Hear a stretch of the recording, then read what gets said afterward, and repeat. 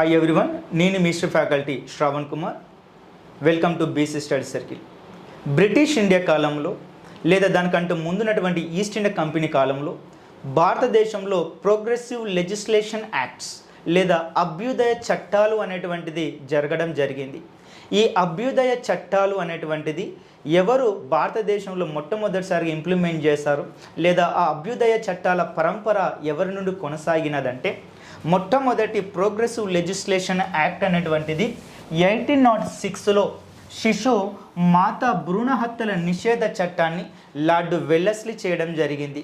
దీనినే మనం 6th regulation అని పిలుస్తాం. 6th రెగ్యులేషన్ అని పిలుస్తాం.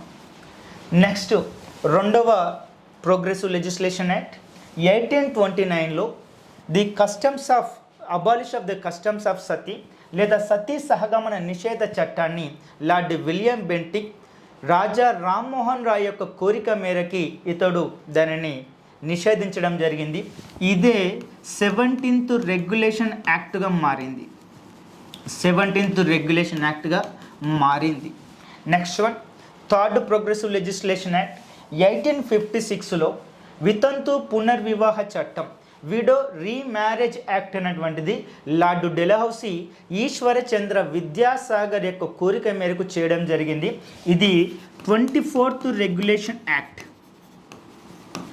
24th రెగ్యులేషన్ యాక్ట్ అనేటువంటిది జరిగింది.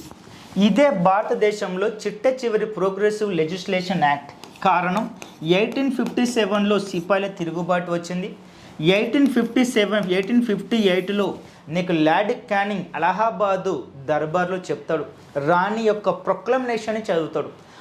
ఆ యొక్క ప్రొక్లమేషన్ ప్రకారం ఇక మీదట భారతీయుల సాంఘిక విషయాల్లో మత ఆచారాల్లో మేము ఎలాంటి జోక్యము చేసుకోము, ఎలాంటి అభ్యుదయ చట్టాలు ప్రోగ్రెసివ్ లెజిస్లేషన్ యాక్ట్స్ మేము చేయము అని చెబుతుంది. అప్పటి వరకే దీని నుండే ఇదే చిట్ట చివరి ప్రోగ్రెసివ్ లెజిస్లేషన్ యాక్ట్ అనేటువంటిది బ్రిటిష్ ఇండియా కాలంలో జరిగింది. Thanks for watching this video.